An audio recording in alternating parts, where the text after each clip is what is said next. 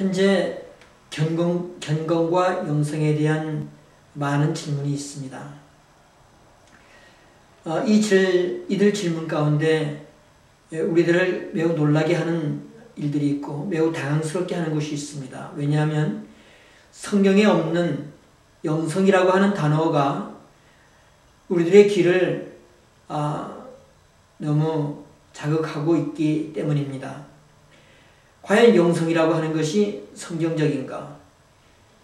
현실 삶에서 마치 영성이라고 하는 것이 단어가 우리의 신앙 전체를 대변해주고 그리고 인격을 대변해주고 신앙의 질을 말하는 것 같은 그러한 생각을 갖게 하기 때문인 줄 압니다. 과연 영성이라고 하는 것이 성경적일까? 많은 질문을 갖게 됩니다. 여러분은 어떻게 생각하십니까? 영성이 성경적일까요? 만약에 아니라면 어떤 것일까요? 그리고 성경은 뭐라고 한다고 생각하십니까? 우리가 이 같은 질문에서 우리가 성경에 뭐라고 하는지를 우리가 알아보고 성경으로 돌아가야 할 줄 압니다. 우리가 흔히들 듣는 이야기가 있습니다. 저 사람은 영성이 높아. 저 영성이 굉장히 깊은 사람이야. 저 사람은 영성이 나보다 투철하기 때문에 접근할 수가 없는 그러한 사람이야. 라는 이야기를 종종 듣습니다. 우리가 이러한 표현이 과연 올바른 표현일까요? 우선 이러한 문제들을 다루기 전에 우리들은 영성을 정의해야 될 줄 압니다. 여러 가지 정의가 있습니다. 첫째로 영성을 어떤 그 영적인 현상을 가지고 이야기하는 경우가 있습니다. 예를 들어서 방언을 한다든가 흔히들 있는 이야기대로 어떤 사람의 미래를 앞날을 예측한다든가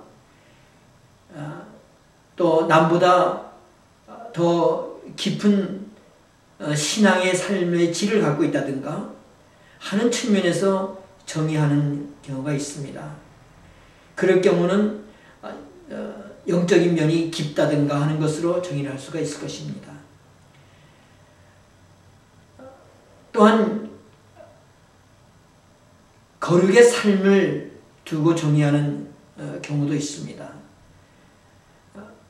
남달리 더 높은 성화에 이른 사람들을 가리켜서 영성이 높다고 정의하는 경우가 있습니다. 또 어떤 사람은 내면의 삶의 현상을 가지고 정의하는 경우가 있습니다. 내면의 삶에 어떤 큰 변화가 있을 경우에 그리고 내면의 삶 속에서 절제자와 깊은 관계를 갖는 경우를 이야기하는 경우도 있습니다. 또 내재적인 어떤 신을 추구하는 경우도 있습니다. 성령의 역사 가운데 초성령의 역사를 이야기하는 경우도 있습니다. 이들 모두를 종합해 볼 때에 영성을 어떻게 정의할 것인가? 영성이란 매일의 삶 속에서 역사하시는 하나님을 체험하는 것이라고 볼 수가 있을 것입니다.